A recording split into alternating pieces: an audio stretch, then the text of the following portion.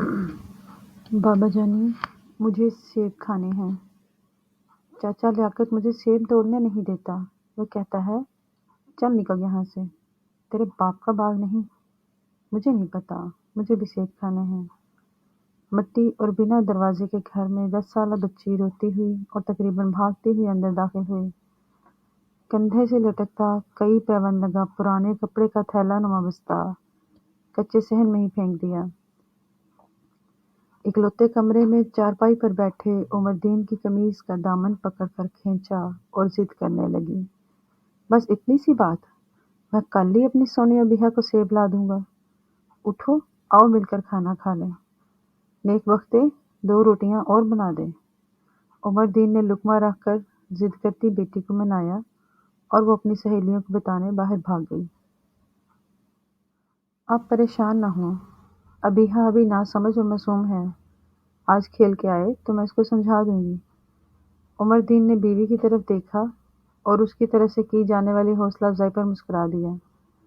یہ زمین سونا اگلتی ہے اور یہ سونا گوروں کے ملک چلاتا ہے۔ اس زمین کے باسی تو اس سونے کے اہل ہی نہیں۔ عمر دین نے بے بسی سے کہا اور باہر نکل گیا۔ عمر دین ایک پکوڑا فروش ہے، بستی کے قریب سڑک پر نان پکوڑوں کا ٹھیلا لگاتا ہے۔ وہ صرف اتنا ہی کما پاتا ہے کہ 2 وقت ہی روٹی پوری کر سکے۔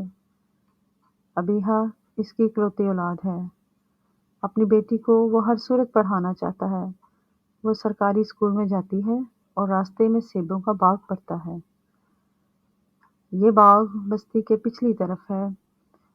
اس میں اعلیٰ معیار کا سیب موجود ہے، تاہم موسم پیداوار میں ان سیبوں کی سوندھی سوندھی خوشبو پوری بستی کو اپنے حصار میں لے رکھتی ہے۔ اشتہا بڑھاتی اس پرکشش کو بڑے تو برداشت کر لیتے ہیں، مگر بچوں کو روکنا بے حد مشکل ہوتا ہے۔ بچے کبھی سیب چرا پاتے تو کبھی مالی انہیں بھگا دیتا۔ یہ مالی چونکہ بڑا بوڑھا اور رحم دل آدمی ہے اور ترس کھا کر سیب اتار دیتا ہے، تو اسے فارغ کر کے نیا، جوان اور سنگ دل مالی رکھ دیا گیا۔ ساتھ میں چوکیدار بھی حفاظت کے لیے متعین کیے۔ ان اقدامات کے باعث چوری کم تو ہو گئی مگر ختم نہ ہو سکی۔ اس روز جب عمر دین کی بیٹی نے سیب کی ضد کی تو بحالت مجبوری وہ مالی کے آگے ہاتھ پھیلانے پر مجبور ہو گیا۔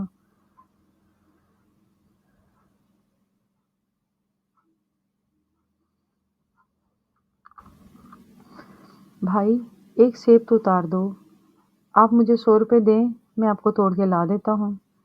مالی مونچھوں کو تاؤ دیتے ہوئے عزلی شفقیت سے بولا۔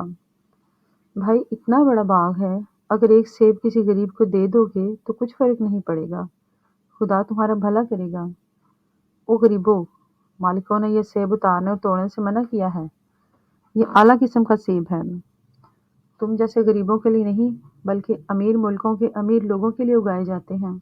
اب جاؤ یہاں سے اور اپنے بچوں کو روک لو، کیونکہ حاجی صاحب نے اس باغ کے لیے 2 خونخوار کتے منگوائے ہیں، پرسوں کے بعد کسی بھی وقت پہنچ جائیں گے۔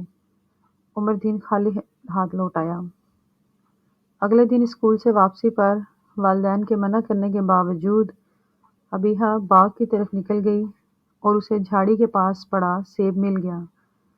وہ زمین سے اٹھا کر اپنے بستے میں ڈالنے لگی کہ مالی دیکھ لیتا ہے۔ وہ نہ صرف سیب چھینتا ہے بلکہ ابیہا کو مارتا بھی۔ ابیہا گھر آ کر تمام روداد عمر دین کو سناتی ہے۔ عمر دین بکھرے ہوئے شیر کی طرح اٹھ کر مالی سے 2 ہاتھ کر آتا ہے۔ وہ غریب ضرور تھا مگر کمزور نہیں تھا۔ اس کے باوجود وہ اس کی بیوی رات بھر نہ سو سکے۔ وہ اپنی محرومی اور حسرتوں کو کاغذ کے جہاز کی طرح ہوا میں اڑانا چاہتے تھے، مگر یہ جہاز گھوم کر پھر ان کے واپس آ جاتا ہے۔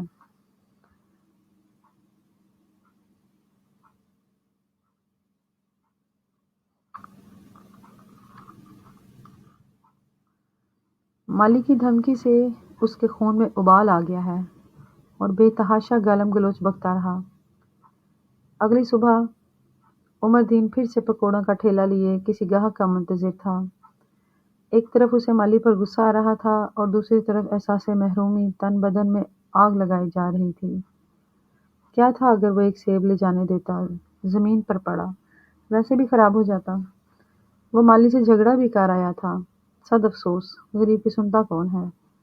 کاش وہ اپنی بیٹی کو ڈھیر سارا پھل لے کر دے سکتا، یا پھر وہ کسی ایسے گھر میں پیدا ہو جاتی جہاں ہر قسم کے پھلوں سے مزین تھال اس کے سامنے دھرا رہتا۔ بھٹکتی روح میں سوچوں کے دھارے سے ایک آواز اس کو واپس لے آئی۔ بھائی صاحب، ذرا 20 روپے کے نان پکوڑے تو میری بیٹی کو دے دو۔ موٹر سائیکل سوار باپ بیٹی تھے۔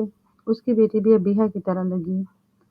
اس کے ہاتھ میں سیبوں کا شاپر تھا۔ عمر دین نے جلدی سے سر جھٹک کر 20 روپے کے نان پکوڑے کاغذ کے لفافے میں ڈال دیے، جسے وہ مزے لے کر کھانے لگی۔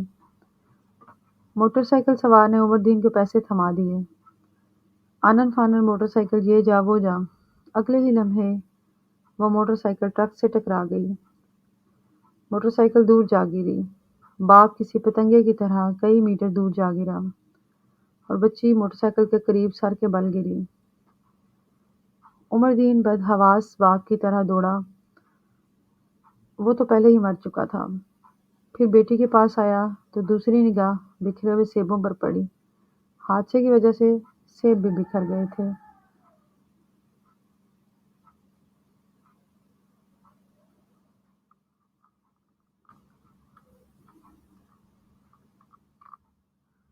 بابا جانی، اگر آج آپ میرے لیے سیب نہ لائے تو میں کھانا نہیں کھاؤں گی اور بھوکی مر جاؤں گی۔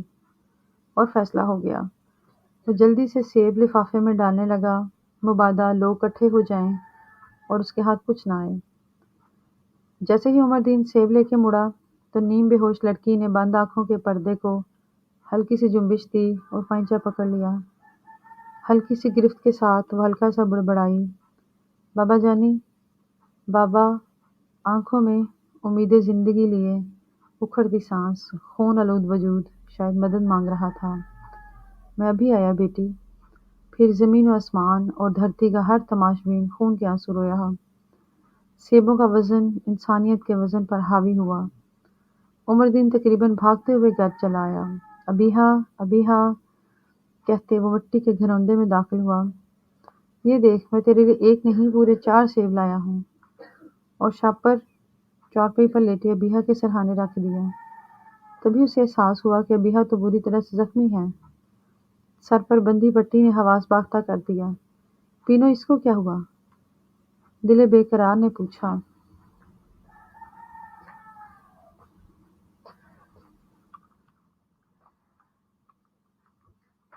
آج پھر یہ باغ سے سیب چرانے گئی تھی۔ مالی نے کتا چھوڑا اور پھر مارا بھی۔ کتے نے ٹانگ پر کاٹ لیا اور سر پھٹ گیا۔ میں 2 پٹیاں بدل چکی ہوں مگر خون نہیں رک رہا۔ تو اس کو اسپتال لے جا، پینو آنسو پوچھتے ہوئے بولی۔ تبھی کسی نے عمر دین کے دل کو پکڑا اور زور سے دبایا۔ ایک موقع پر وہ بالکل بند ہو گیا، پھر چھوڑا تو مردہ دل پھر سے دھڑکنا شروع ہو گیا۔ اجڑا ہوا بیکار دل۔ بابا جانی، با مالی کتا کاٹا اور نیم بے ہوش ہو گئی۔ وہی خون آلود وجود، لڑکھڑاتی زبان، اکھڑتی سانسیں، یہ منظر دہرایا گیا۔ آنکھوں میں اداسی اور امید زندگی۔ تو میرا انتظار تو کرتی، دیکھ کتنے سیب لایا ہوں۔ ساتھ لفافے سے ایک ایک سیب نکال کر ابیہا کو دکھا رہا تھا، مگر یہ صدا بابا کہتے تھم گئی تھی۔ سب کچھ وہی تھا، بس یہ بیٹی اپنی تھی اور وہ کسی دوسرے کی بیٹی تھی۔ بیٹیاں تو سب کی سانجھی ہوتی ہیں، وہ میری دوسری بیٹی تھی۔ مجھے اس کی مدد کرنے میں تامل نہیں کرنا چاہیے تھا۔ خدا کی طرف سے بھیجی جانے والی آزمائش میں ناکام ہو چکا تھا۔ دوسری بیٹی کو ناراض کیا، خدا کو ناراض کیا، میں نے اس کو مرنے دیا۔ مالی نے میری بیٹی کو مار دیا۔ شاید مجھ میں اور مالی میں زیادہ فرق نہیں۔ یا خدا وہ زندہ ہو اور مجھے معاف کر دے۔ یہ سوچتے ہوئے وہ الٹے پاؤں بھاگا۔ ضمیر مسلسل کے چکے لگا رہا تھا۔